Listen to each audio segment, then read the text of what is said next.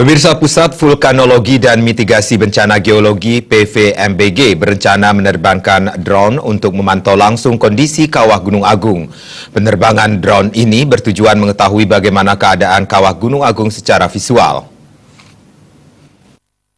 Menurut Kepala PVMBG Kasbani, meskipun pihak PVMBG telah melakukan pengamatan serta mengukur tingkat kegempaan dan tingkat deformasi Gunung Agung, pengamatan secara langsung perlu dilakukan untuk mengetahui kondisi kawah Gunung Agung.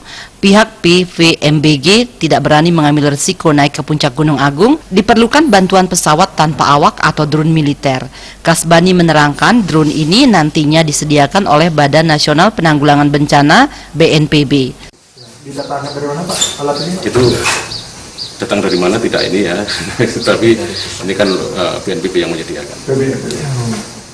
Itu kalau misalnya cuaca bagus, berarti akan tetap untuk melihat kondisi di atas, kondisi visual, kondisi di dalam kawah seperti apa, ya perkembangan seperti apa terkait dengan aktivitas gunung ini.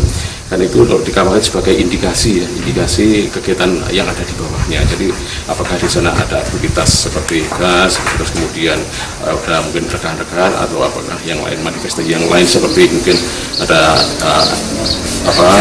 tekanan air dari bawah atau seperti apa, ya banyak yang harus kita lihat di sana, ya. Itu untuk mengetahui kondisi yang di bawah seperti apa yang memang sudah ditunjukkan oleh data-data seismik dan informasi ini hanya untuk mengkonfirmasikan, gitu, ya.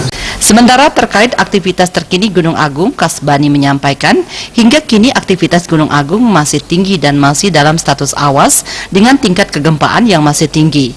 Berdasarkan pengamatan petugas PVMBG di pos pantau, gunung setinggi 3.142 meter di atas permukaan laut ini masih sesekali mengeluarkan hembusan asap putih yang merupakan asap solfatara dengan ketinggian 50 hingga 200 meter di atas puncak gunung. Gargita, Bali TV.